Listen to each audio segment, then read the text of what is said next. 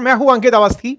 साथियों, हमारे पड़ोसी मुल्क बांग्लादेश के अंदर पाकिस्तान के प्रभाव से हुई घटनाओं में एक ऐसा कारनामा हुआ है कि शेख हसीना, जो कि निवर्तमान प्रधानमंत्री हैं और फिलहाल अपना निर्वासित जीवन भारत में काट रही हैं, उनके खिलाफ फैसला सुना दिया गया है और फैसले में उन्हें फांसी की सजा यानी कि मौत की सजा सुनाई गई है।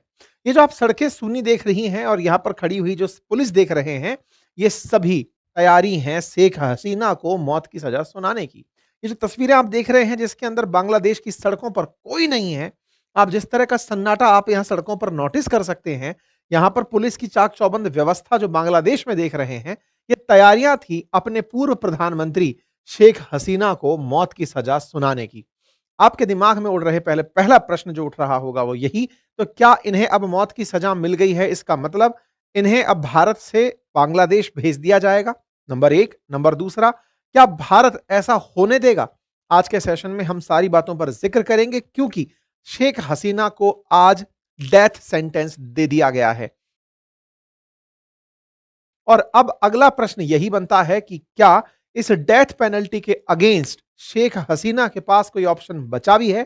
क्या भारत उन्हें अब प्रत्यर्पण संधि की पालना करते हुए, एक्स्ट्राडिशन ट्रीटी, भारत और बांग्लादेश के बीच में यह समझौता है कि अगर हमारा कोई अपराधी बांग्लादेश में है और बांग्लादेश का कोई अपराधी भारत में है, तो दोनों देश एक दूसरे को उन अपराधियों का एक्सचेंज करेंगे।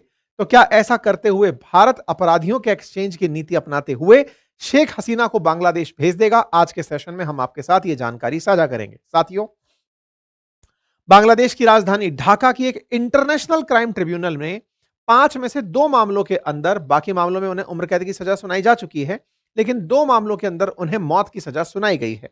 शेख हसीना जुलाई 2024 के अंदर जो छात्र आंदोलन हुए थे, उनके हत्याओं की मास्टरमाइंड बताई गई और जैसे ही उन्हें यह सजा सुनाई गई, कोर्ट रूम में प्रेजेंट लोगों के द्वारा तालियां बजाकर फैसले का स्वागत किया गया। शेख हसीना के बाद दूसरे नंबर पर रहे पूर्व गृह मंत्री असदुज्जमान खान, उन्हें 12 लोगों की हत्या का दोषी मानते हुए फांसी की सजा सुनाई गई। और तीसरे नंबर पर रहे एक आईजी जो कि सरकारी गवाह बन गए, जिनका नाम है ममून, उन्हें 5 साल की सजा सुनाई गई क्योंकि वो सरकार के समर्थन में आ गए। यानी कि इस समय पर यूनुस सरकार के समर्थन में होने के चलते उनकी सजा को कम कर दिया गया। तो शेख हसीना, उनके गृह मंत्री और उसके अलावा एक आईजी, इन 3 को फैसले सुनाए गए, जिनमें 2 को मौत की सजा सुनाई गई। ये कोर्ट रूम का वो नजारा है जिसमें कोर्ट के अंदर प्रेजेंट जो जज है उनके द्वारा फैसला सुनाया जा रहा है। अब यहां पर कुछ तथ्यात्मक जानकारी साझा कर लेते हैं। साथियों, बांग्लादेश के अंदर जैसे भारत में सुप्रीम कोर्ट है, ऐसे वहां भी सुप्रीम कोर्ट है, लेकिन कुछ विशेष मामलों के लिए एक कोर्ट बनाई गई थी जिसे इंटरनेशनल क्राइम ट्रिब्यूनल कहा गया था। भारत में भी ट्रिब्यूनल का कल्चर है। भारत में ट्रिब्यूनल कैसे होती है? जैसे नेशनल ग्रीन ट्रिब्यूनल एनजीटी हमारे यहां पर है, ऐसे ही सीएटी हमारे यहां पर है। तो ट्रिब्यूनल्स हर देश में होती हैं, या फिर वो देश जो ट्रिब्यूनल फॉलो करते हैं। ट्रिब्यूनल क्या है? कुछ खास मामलों के लिए बनाई गई न्यायपालिकाएं हैं जो उन कार्यों के लिए मतलब महारत रखती हैं। क्या इसे भी अंतरराष्ट्रीय मान्यता प्राप्त है? आंसर है नहीं। क्या इसमें कोई अंतरराष्ट्रीय जज बैठता है? आंसर है नहीं। तो फिर ये किस आधार पर फैसला सुना रही है? क्योंकि बांग्लादेश सरकार चाहती है, बस इसलिए ये फैसला सुना रही है। अगर इसके खिलाफ अपील करनी होती है तो 30 दिन के भीतर ही सुप्रीम कोर्ट में अपील करनी होती है, लेकिन कंडीशन यहां पर यह डाल दी गई है कि जिसे अपील करनी है वो शरीर बांग्लादेश में प्रेजेंट होना चाहिए। आसान भाषा में कहूं तो जब यह कोर्ट फैसला सुना रही है, उस फैसले के खिलाफ अगर शेख हसीना को आवेदन करना है तो उन्हें वहीं पर प्रेजेंट होना होगा, सुप्रीम कोर्ट में जाना होगा। क्या आपको लगता है कि शेख हसीना बांग्लादेश जाकर सुरक्षित रह पाएंगी? क्या पुलिस उन्हें गिरफ्तार नहीं करेगी? तो इसका मतलब यह हुआ कि अपील का अधिकार तो है, लेकिन उसे वो एग्जीक्यूट नहीं कर सकती। ऐसे में क्या इस कोर्ट के द्वारा सुनाया गया फैसला भारत पर बाध्यकारी है? आज के सेशन में हम इस पर चर्चा करेंगे। फिलहाल के लिए बांग्लादेश ने जिस तरह से इसकी प्रस्तुति की है, आप उसे एक बार देखें। यहां पर इनके कॉलेजेस के अंदर बाकायदा बिग स्क्रीन लगाकर इस ट्रिब्यूनल के फैसले को सुनाया गया। अब यहां पर एक तथ्य मैं आपको और बता देता हूं, क्योंकि इन्हें सजा दिलाना छात्रों के आंदोलन का हिस्सा था, तो छात्र ही यहां पर एब्सेंट दिखाई दिए। यानी कि छात्रों के द्वारा यहां पर अब कोई उत्साह नहीं था, क्योंकि मोहम्मद यूनुस जिस तरह से सरकार को अब चलाए जा रहे हैं, इनके जाने के बाद से वो खुद बिना जनता के द्वारा चुने हुए सरकार को जिस तरह से चला रहे हैं, लोग अब उनसे भी चिढ़ने लगे हैं। लोगों को लगने लगा है कि भाई वो तो चलो इलेक्शन जीत कर आई थी, तुम तो कुछ भी कर कर नहीं आए हो और पिछले 1 साल से सरकार को चला रहे हो, 1 साल से अधिक समय से सरकार चला रहे हो। ये कौन-सी पावर है जो तुम पा गए हो? कौन-सी स्पेशल पावर पाए हो? शेख हसीना को इन कानूनों के तहत हत्याओं का आदेश देना, भड़काऊ भाषण देना, न्याय में बाधा डालना, छात्र अबू सईद की हत्या का आदेश देना, ये तमाम चीजों के चलते उन्हें फैसले सुनाए गए हैं। बांग्लादेश में क्या कुछ हुआ वो आप सबको ज्ञात पहले से है।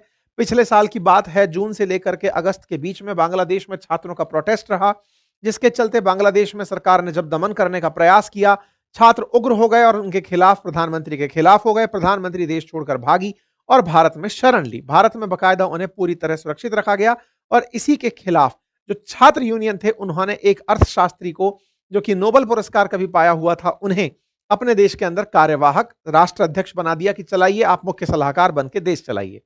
बकायदा इनके पीछे फिर पीछे से केसेस चलते रहे। केसेस की पूरी कहानी इंटरनेशनल क्राइम ट्रिब्यूनल के अंदर चलती रही। यह ध्यान देने योग्य बात यह है कि कोई भी न्याय तब तक न्याय की श्रेणी में सुसंगत नहीं होता जब तक जिस पर आरोप है उसे सुनने का मौका ना दिया जाए, उसे बोलने का मौका ना दिया जाए। यहां पर शेख हसीना के खिलाफ फैसला तो सुना दिया गया है, लेकिन इस पूरे मामले में शेख हसीना की तरफ से कोई भी व्यक्ति इस इंटरनेशनल क्राइम ट्रिब्यूनल में प्रेजेंट ही नहीं था। तो यह एक तरफा फैसला था जो बांग्लादेश में आया। इसका अर्थ यह है कि इस कोर्ट को अपनी तरफ से यह फैसला देना ही था, इसलिए उन्होंने इस फैसले को दे दिया है। और यह पहले से विदित था कि शेख हसीना अगर उड़कर ना आती तो उन्हें उन्हीं के आवास में मार दिया जाता। ये तो खैर 1 साल बाद सही, 1.5 साल बाद सही, इनके खिलाफ फैसला आया है और उस फैसले में भी मारने की बात की गई है। यानी इंटेंशन इनके खिलाफ, उनके जो इनके विरोधी हैं, उनके अभी तक नहीं बदले हैं। इनके अटॉर्नी जनरल का कहना है कि अब उनको गिरफ्तार करने के प्रयास किए जाएंगे। अब बड़ा सवाल यह है, अगर नहीं हुई तो बोले इनकी सारी प्रॉपर्टी जब्त कर लो। जहां जहां भी शेख हसीना और उनके परिवार से जुड़ी संपत्ति है, उसे जब्त करने के आदेश दे दिए गए हैं। तो क्या इंटरनेशनल क्राइम ट्रिब्यूनल को भारत मान्यता देता है? आंसर है नहीं। इस इंटरनेशनल क्राइम ट्रिब्यूनल का क्षेत्र अधिकार केवल बांग्लादेश है। नाम इंटरनेशनल लगाकर इन्होंने इसे थोड़ी सी रीच ज्यादा दिला दी है, क्योंकि ये बांग्लादेश का अपना प्रोडक्ट है, इससे अपने को कोई लेना देना नहीं है। इन्होंने खुद बनाई थी और शेख हसीना के खुद के किए कर्म थे जो इस तरह की ये चीज बनाकर आई थी। खैर, फिलहाल के लिए बांग्लादेश में ये सब हुआ। आपको याद होगा 13 तारीख को हमने एक सेशन किया था जिसमें बताया था कि शेख हसीना को 13 तारीख के दिन बताया जाएगा कि आपको कौन से दिन सजा मिलने वाली है। और इसके चलते आवामी लीग, जो शेख हसीना की पार्टी है, उसके द्वारा पूरे बांग्लादेश में बंद का आह्वान किया गया था, विशेष रूप से ढाका को केंद्र बनाकर। 13 तारीख को ढाका में जब यह पता चलता है कि 17 तारीख को फैसला आएगा, तो 17 तारीख को फिर से ढाका में बंद का ऐलान किया गया। लेकिन इस बार ये जो मोहम्मद यूनुस हैं, ये साहब, प्रोफेसर साहब, अपनी तरफ से पूरी व्यवस्था रखते हैं कि कोई भी व्यक्ति सड़कों पर ना आ जाए। इसलिए इतनी कड़ी मुस्तैदी के साथ पूरे बांग्लादेश को लॉक करा दिया जाता है, शूट एंड साइट का ऑर्डर दे दिया जाता है। यानी आज के दिन बांग्लादेश के अंदर कोई भी व्यक्ति सड़क पर ना हो जो प्रदर्शन के हाल में आया हो, अदरवाइज उसे पुलिस गोली मार देगी। आपको याद होगा 13 तारीख को जब बांग्लादेश में शेख हसीना के समर्थकों द्वारा प्रदर्शन किया गया था, उस पर मैंने सेशन किया था और बताया था कि 17 को प्रदर्शन फिर होगा, लेकिन इन प्रदर्शनों को देखते हुए ही पहले ही शूट एट साइट का ऑर्डर दे दिया गया ताकि इस तरह की हरकत ना हो। ये 13 तारीख को जनता जो सड़कों पर आई थी, ये 17 को ना आए, इसके लिए तमाम प्रयास किए गए। ये चीफ एडवाइजर के द्वारा भी गवर्नमेंट ऑफ बांग्लादेश की तरफ से कह दिया गया था कि भाई साहब, पूरी तरह से सभी लोग ध्यान दें, कोई भी सड़कों पर ना आए। कुल मिलाकर शेख हसीना ने अगर छात्रों को सड़क पर आने से रोकने के लिए गोलियों का इस्तेमाल किया था, तो आज वही सब बातें ये लोग कर रहे हैं जो इनके अगेंस्ट सत्ता में आकर बैठे। सोचिए कि प्रदर्शन के अधिकार के नाम पर उन्हें शूट एट साइट का ऑर्डर अगर दे दिया जा रहा है, तो शेख हसीना ने भी तो यही कहा था। छात्र जब सड़कों पर आ रहे थे तो उन्हें रोकने के लिए कि भाई प्रदर्शन मत करो, आप लोगों के द्वारा सरकारी संपत्ति को बहुत नुकसान पहुंचाया जा रहा है, अगर आप लोग अभी भी नहीं मानेंगे तो शूट एट साइट का ऑर्डर दे दिया जाएगा। बड़ा ही मतलब ये हास्यास्पद है कि ढाका के पुलिस चीफ के द्वारा शूट एट साइट का ऑर्डर दिया जाता है और यह भी मोहम्मद यूनुस के द्वारा ही दिया गया होगा। किस न्याय की मोहम्मद यूनुस बात कर रहे हैं? किस बात के ऊपर चीफ एडवाइजर कह रहे हैं कि वो शेख हसीना के उस फैसले के खिलाफ मौत की सजा सुना रहे हैं जिसमें उन्होंने न्याय के नाम पर छात्रों पर गोलियां चलवा दी थी? आज प्रदर्शनकारियों पर, पार्टी के प्रदर्शनकारियों पर अगर ये गोली चलाने का आदेश देते हैं तो फिर ये किस तरह के न्याय की बात करते हैं? पर कोई बात नहीं, शेख हसीना फिलहाल भारत में है। अब बड़ा सवाल यह है कि क्या शेख हसीना इसके खिलाफ सुप्रीम कोर्ट में आवेदन करेंगी? जवाब है नहीं। क्यों नहीं करेंगी? क्योंकि अल्टीमेटली ये वहां जाना जरूरी है इनके सुप्रीम कोर्ट में फैसले के खिलाफ अपील करने के लिए।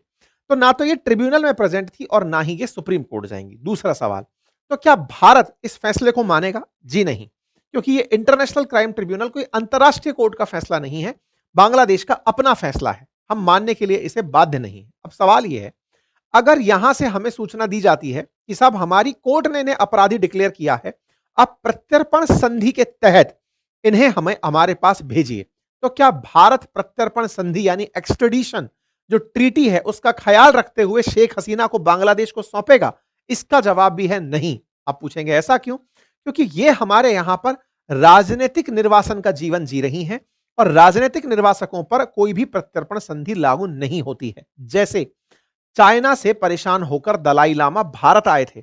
1962 में भारत और चीन के बीच जो युद्ध हुआ, 65 में जो 62 और 65 के बीच में जो लड़ाई रही, उसके पीछे दलाई लामा का बड़ा कारण माना गया। कहा गया कि चीन हमें बार-बार कहता रहा कि तिब्बत के धर्मगुरु दलाई लामा को अपने यहां जगह मत दो, पर भारत ने कहा कि राजनीतिक रूप से अगर कोई भी शरण मांगने हमारे देश में आता है तो वो सबसे ऊपर माना जाता है। इसी कारण से शेख हसीना को राजनीतिक निर्वासित जीवन जीने का भारत में स्थान दिया गया है। इसकी वजह से ये भारत में पूरी तरह सुरक्षित हैं। बांग्लादेश की आवामी लीग के द्वारा इस फैसले के खिलाफ पूरी प्रतिक्रिया दी गई है। इस बारे में जनता को मोबिलाइज किया जा रहा है। कहा जा रहा है कि लोगों को केवल बरगलाने का यह प्रयास है। भारत की तरफ से प्रतिक्रिया स्वरूप तो हम बातें जानेंगे ही, लेकिन शेख हसीना के बेटे का बयान आया और ये कहा कि हमारी मां को भारत के अंदर पूरे एक राजनीतिक जो नेता होते हैं उनकी तरह सम्मान मिल रहा है। हाल ही में एक इंटरव्यू भी आया जिसमें इन्होंने ये कहा कि भारत में किसी श्रेष्ठ व्यक्ति का, मतलब इनके काफी सारे नेता आवामी लीग के आजकल इंटरनेशनल इंटरव्यूज दे रहे हैं, वो बता रहे हैं अगर भारत ना होता तो शेख हसीना को उनके घर में ही उसी अगस्त की रात को मार दिया गया होता। जैसे इनके पिताजी को मारा गया, ऐसे ही इनको मारने की प्लानिंग थी। कुल मिलाकर के शेख हसीना भारत में राजनीतिक निर्वासन के कारण है, इनके खिलाफ कोई भी भारत कोई एक्शन नहीं लेगा। भारत ने यह जरूर कहा है कि हम बांग्लादेश के साथ किन स्तर पर वार्ता कर सकते हैं, बातचीत कर सकते हैं, जरूर करेंगे, लेकिन हां, हम इस पर कोई भी एक्शन नहीं लेंगे। हालांकि सरकार का स्टैंड नहीं आया अभी तक बाहर होकर के, पर मैं आपको पहले ही ये बात बता रहा हूं। बिल्कुल चीन ने भी मल्टीपल टाइम दलाई लामा हमसे मांग लिए, हमने उन्हें नहीं दिया। हमने बकायदा सुरक्षा और दी। बिल्कुल वैसे ही शेख हसीना को हमने वापस नहीं लौटाया और उन्हें हम प्रॉपर सुरक्षा यहां पर उपलब्ध करा रहे हैं। इसके विरोध में, इन फैसले के विरोध में शेख हसीना की पार्टी कल सड़कों पर उतरकर विरोध प्रदर्शन करेगी। अब बड़ा सवाल यहां पर आता है और वो ये है कि क्या भारत को इसके खिलाफ कुछ करना नहीं चाहिए क्या? बांग्लादेश चले चला जा रहा है, पाकिस्तान से हाथ मिला रहा है, बड़बोलापन करता जा रहा है, भारत चुप क्यों बैठा है? देखिए, वैसे तो राजनीति में कहा जाता है कि पेशेंस और परसिवरेंस दोनों अपने आप में बहुत ज्यादा वैल्यू रखते हैं, लेकिन भारत बांग्लादेश की सिचुएशन पर पूरी तरह नजर बनाकर बैठा है, क्योंकि हर घटना के पीछे का एक समय कुशन पीरियड होता है। इस देश ने भी बहुत से लोगों को माफ कर दिया है। देश में इमरजेंसी जैसी घटना के बाद भी इंदिरा गांधी जी की सरकार वापस आ गई थी। अर्थात लोग राजनीति में जब किसी से नफरत करते हैं, कुछ समय बाद उसके अच्छे कार्यों को भी याद करते हैं और सरकारें लौट कर आती हैं।